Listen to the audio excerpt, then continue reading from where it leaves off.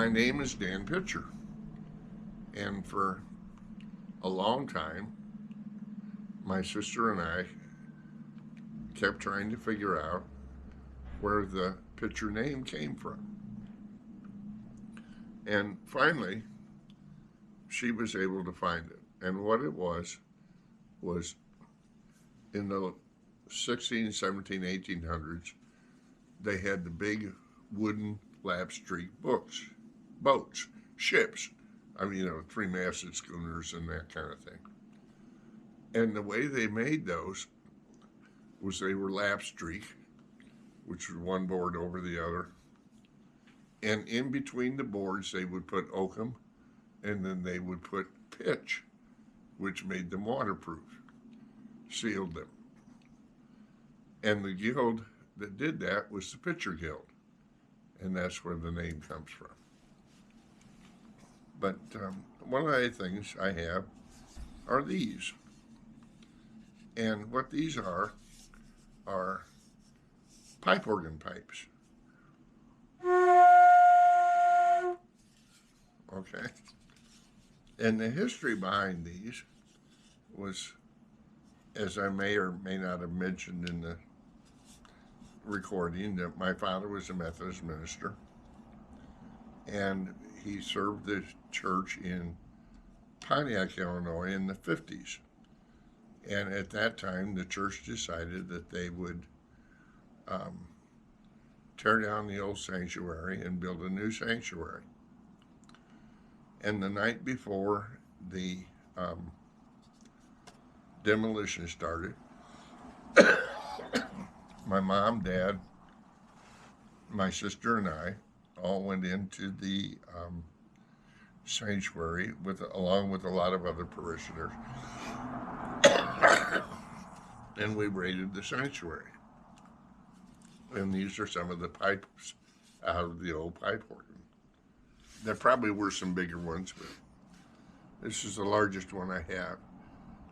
And I'm going to blow it, but it takes about everything I got.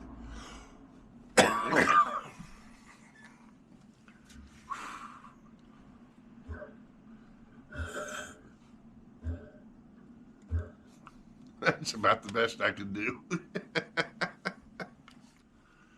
My grandmother lied her way through nursing school.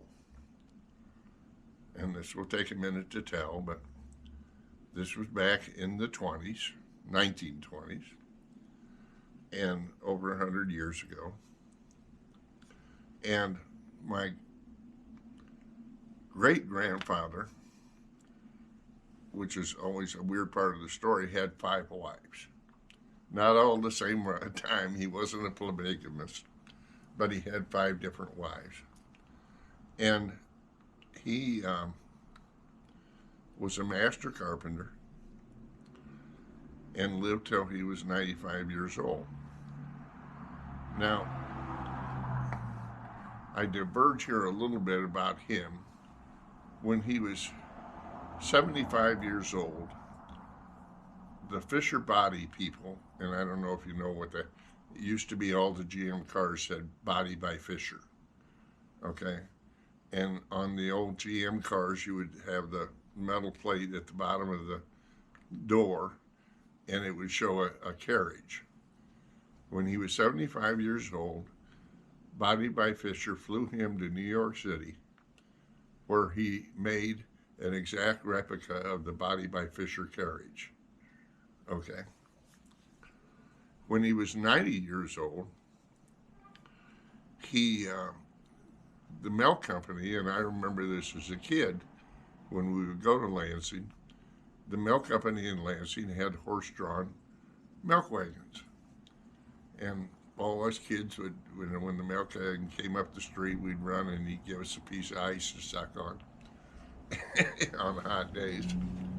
And so every morning, the milk company realized that they didn't have anybody who knew how to lay out milk wagons. So every morning they would send a cab for him, and he would go in and work to noon and lay out milk wagons so that they had a stock of milk wagons for the future. Okay. All right. Because he had the 5 wives, my grandmother oftentimes had to stay home from school and take care of her younger sisters, which is kind of a traditional way things did back then. Okay, how this happened, but somehow or another, she got enrolled in the very first, the Alpha class of Sparrow Hospital in Lansing, Michigan nursing school. It was the very first class ever. Okay. And while she was going there, occasionally they would say, I think it was about a 3-year program. Occasionally they would say, we need your high school transcripts.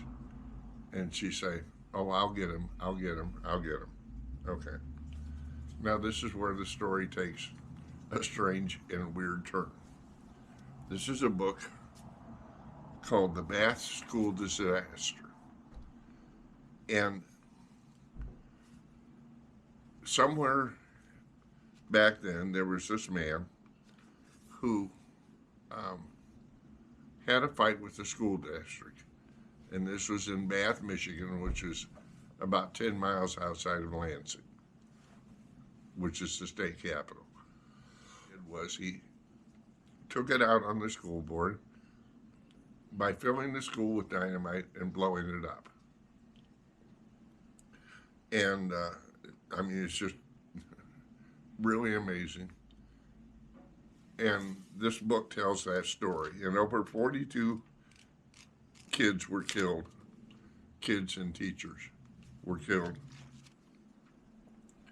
So they helped with all that when that happened. And a while after that, the people at the school came and said, we still need your high school transcript. And my grandmother said, oh, I went to Bath High School. They all blew up. And that's how she graduated. She would have graduated anyway. Apparently she did the work well enough to graduate, but that's how she was able to graduate with a high school degree. This is a picture of my grandmother, one where she was younger, and this is when she was 95. She lived till 95. And when she died, we took her back to Lansing to be interned, and had her cremated and took her ashes back to Lansing to be interned near my grandfather. And she and the president of the Sparrow Hospital Alumni Association came to the internment because my grandmother was the last living person from the first class. And she was the oldest one that died. And then here I have, these are her old glass syringes. And this is the alcohol lamp. And what they would do is, this is how they would sterilize the needles back then. So that's her story. Grandfather worked at the Rio car factory in Lansing. And that, a lot of people don't know, it wasn't REO Speedwagon, the music group. It was Ranson E. Olds was the owner of the company, but he had a company called Rio Motor Car. And they also made big trucks, and they were called Rio. They made big cars, and they also made big trucks that they called REO Speedwagons. Okay. And what they used to do back then was they made a wooden frame across the roof, and then they put vinyl over it, okay? And they used these hammers, and they were magnetized. And they'd take a mouthful of tacks, put it in the round and go. And that's the actual hammer that he used. And he actually had a heart attack and died on the line at the Rio factory. And my grandmother was the factory nurse at the time. And so she held him in her arms when he died on the factory floor. The other thing about my grandmother in Rio, all the guys, my mother told me that all the workers would, when they got injured, they come to her because her bandages stayed on all day. And the other people's bandages sometimes fell off after an hour or so. But her bandages stayed on all day. So that's my grandparents. And the things I've learned as I've grown older. Okay. Number one, a lot of people used to ask me, well, what's it like being the minister's son? You know. And for the most part, it was a little different, but not that much different. But I always tell the story about when we lived in Pontiac, and I was like 5th and 6th grade then. And there was we lived right on the square. The church was a block off the square where the county courthouse was and all the stores around it and everything. And on the other side of the square, there was a candy store. So one time, I hop on my bike, and I'm riding over to the candy store. And I wasn't paying attention, and I rode in front of somebody at an intersection, and they had to slam on their brakes. And I didn't think much of it, and I went on to the candy store, and I came back, and when I got back, my dad said, "Did anything happen on the way to the candy store?" And the point of that story is the one thing about being the minister's kid is everybody knew who you were. Okay? And and a lot of people say, oh, minister's kids are the worst ones or whatever. But anyway, everybody knew who you were. And if it had just been any other kid, Joe Sixpack kid who ran in front of the place, they probably wouldn't have known who he was. But it was just interesting. I got back. Did anything happen on the way to the candy store? Okay, some of the things I've learned growing older. I mean, there are two things.